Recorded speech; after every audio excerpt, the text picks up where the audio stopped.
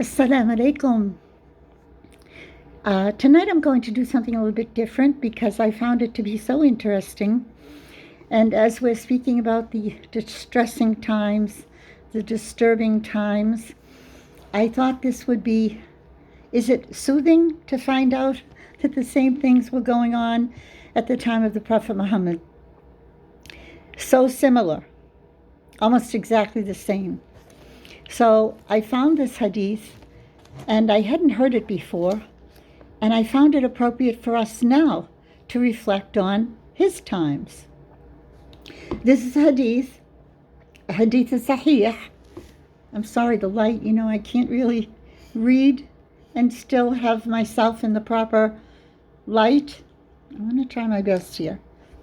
I don't want to make a mistake, because reading hadith is a lot harder than reading Quran, because it doesn't have all the markings, and the Quran is just so much easier in every way. But don't mind my side profile. In this hadith sahih, and it is in Bukhari and Muslim, عن إمران بن حسين رضي الله عنه قال رسول الله صلى الله عليه وسلم خير أمتي قرني, the best of the people are my generation.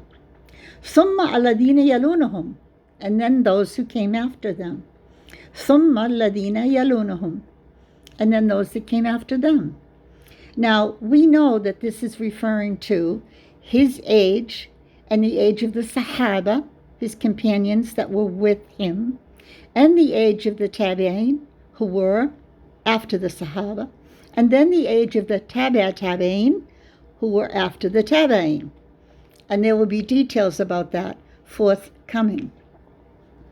And now we read, and this is how you can really realize how exactly properly recorded were these sayings. Some people say, oh, the hadith, how do you know they're true? Oh, there's so many mistakes in them. Well, look at this. This person who's narrating this hadith, this Imran bin Hussein, he said, after he finished that part, he said, قال الإمران فلا أدري أذكر بعد قرنه مرتين أو ثلاثة.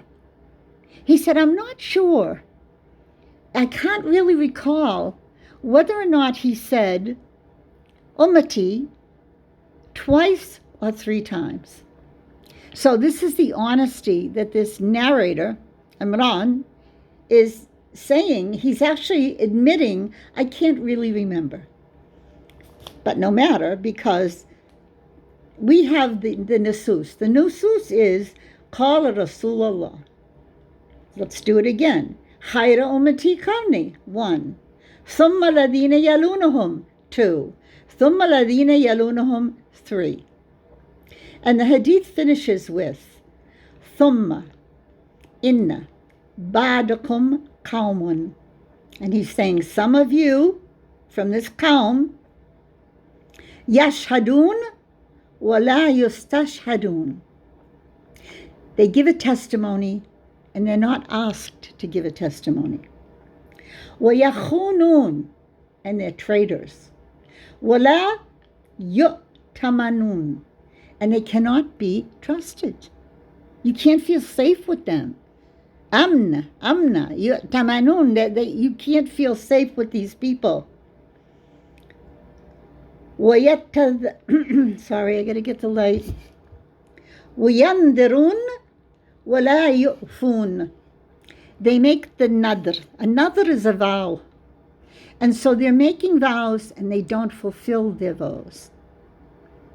Now, in this particular area, the vow is not liked. Prophet Muhammad didn't like that you made a vow. And he would often say, stop vowing. Just don't be bakhil. Don't be stingy with Allah. Oh, if I do this, will you give me this? And this is very much Catholic. We used to do this in the Catholic Church. We used to promise, and we were taught to do this. I promise I'm never going to disobey my mom ever again. I'm making a vow to you, Allah. If you will just let my dad buy me a new bicycle. This was what we used to do. This is what we were taught to do. But in Islam, vows are disliked.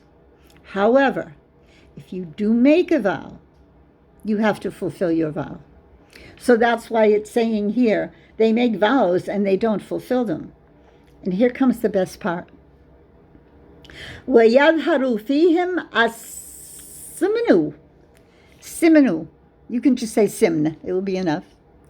يَظْهَرُ فِيهِمْ السِّمْن. They are fat.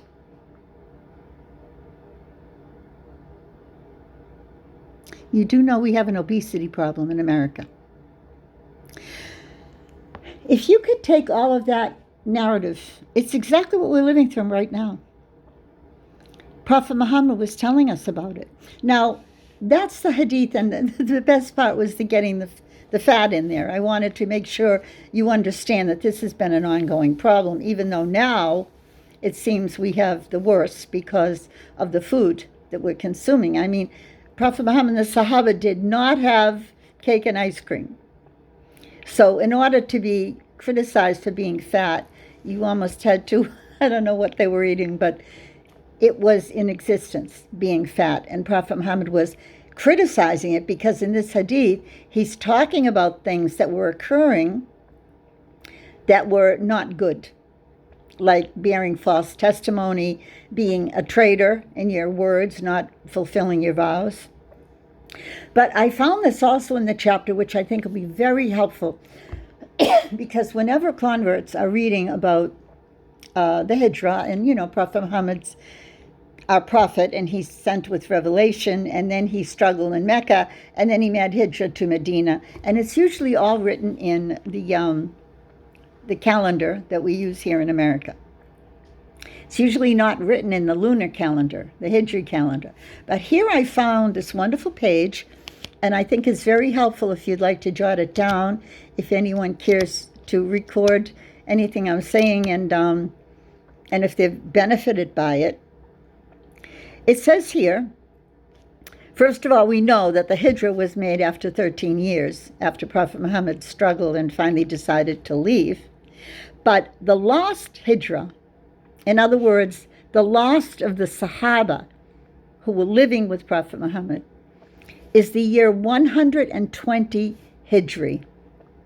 So when we say the Sahaba and all those famous narrators of hadith, and people say, well, where were they? Well, they were living next to him. Were they living in the same time as him?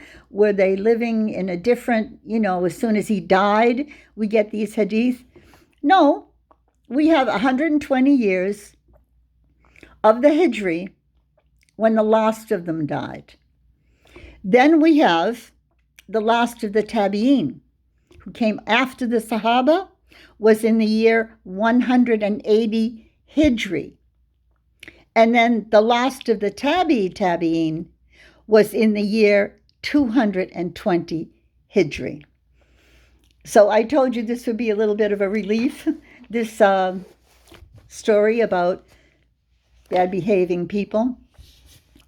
And Prophet Muhammad did say that the best generation were his generation and the Sahaba. That's why when we talk about being a Sunni Muslim, it means you want to do what Prophet Muhammad did.